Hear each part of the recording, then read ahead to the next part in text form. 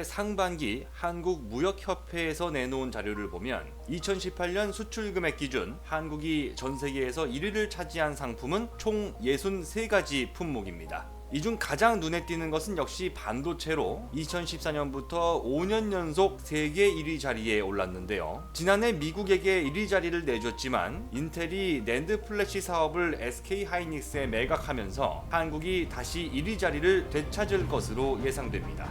세계에서 반도체를 만드는 기업, 특히 한국의 삼성전자나 미국의 인텔과 같이 설계부터 생산까지 가능한 종합 반도체 기업을 가진 나라는 한 손에 꼽을 정도인데요. 일단 반도체 산업은 조 단위의 막대한 자금력을 필요로 합니다. 거기에 각 기업이 특허와 기밀로 꽁꽁 묶어둔 각종 기술력도 필요로 하는데요. 중국 정부의 전폭적인 지원으로 시작한 중국 반도체 산업이 망한 이유는 돈은 많지만 기술력이 부족했기 때문입니다. 반도체는 웨이퍼를 만드는 것부터 시작해 식각이나 증착 등 흔히 말하는 8대 주요 공정을 거쳐 탄생하게 됩니다.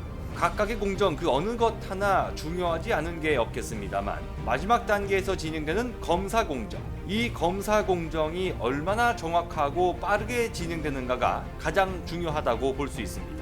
10나노 이하 머리카락 두께 10,000분의 1 단위를 논하는 반도체 생산 과정에서 모든 제품이 100% 똑같이 만들어질 수는 없습니다. 제조사와 고객사가 원하는 성능 기준에 못 미치는 불량품이 필연적으로 나오게 되는데요. 당연히 이 불량은 사람의 눈으로는 식별이 불가능합니다. 어쩔 수 없이 만들어지는 이러한 불량품이 정상 제품과 함께 섞여서 고객에게 전달되는 일이 절대로 없게 하는 것, 바로 검사 공정입니다. 반도체가 탑재되는 고가 전자제품에 불량품이 들어가면 부품 제조사는 기업 이미지 실추 이외에도 보상금 문제나 주가 폭락과 같은 현실적인 문제에 부딪히게 됩니다. 실제로 애플의 불량 부품을 공급했다며 논란이 된 국내 모 기업은 문제가 생기기 이전인 2017년 11월 7만원 하던 주가가 논란 이후 1년간 85% 넘게 폭락하기도 했습니다. 따라서 검사 과정이 최대한 빠르고 정확해야 하는 이유는 반도체 크기가 작아질수록 검사가 어려워지고 반도체 생산량이 늘어날수록 더 많은 양을 검사해야 하기 때문입니다.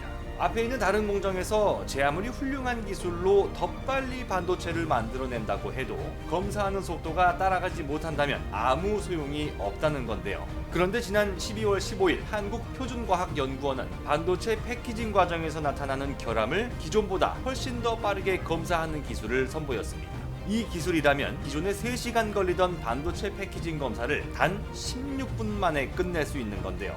기존 검사 속도보다 무려 10배 이상 빠르게 표면에 아주 작은 흠집이나 미세한 결함을 찾아낼 수 있습니다. 이 기술은 한국표준과학연구원 안희경 선임연구원 연구팀에 의해 개발됐는데요. 기존 검사 과정에서는 LED와 대물 렌즈를 이용한 광학칙 장비를 이용했습니다. 이 방법은 서로 떨어진 두 물체를 구별할 수 있는 능력, 즉 분해능이 뛰어나지만 검사 속도가 느리다는 치명적인 단점이 있었습니다. 하지만 이번에 새로 등장한 기술은 현재 주로 쓴다는 백배율 렌즈가 장착된 장비를 쓸 때보다 더 자세하게 표면을 관찰할 수 있는 것은 물론 100배 넓은 면적을 한 번에 관찰할 수 있다고 합니다. 이 때문에 기존에 3시간이나 걸리던 검사 시간을 16분으로 줄일 수 있었던 겁니다. 최근 삼성전자는 창사 이래 최고 주가를 갈아치우고 있습니다. 한 달 앞으로 다가온 2021년 세계 반도체 시장이 코로나19로 인한 IT 제품 판매 증가로 인해 유례없는 호황기에 접어들 것이라는 기대감 때문인데요. 4년 만에 찾아온 반도체 슈퍼사이클을 앞둔 중요한 시점에 2위 국가와의 격차를 더 벌릴 수 있는 이번 신기술의 등장 소식은 더욱 반갑게 느껴집니다. 곧 새로운 내용으로 다시 찾아뵙겠습니다. 좋아요 버튼과 구독 버튼을 눌러주시면 더 좋은 컨텐츠로 보답하겠습니다. 감사합니다.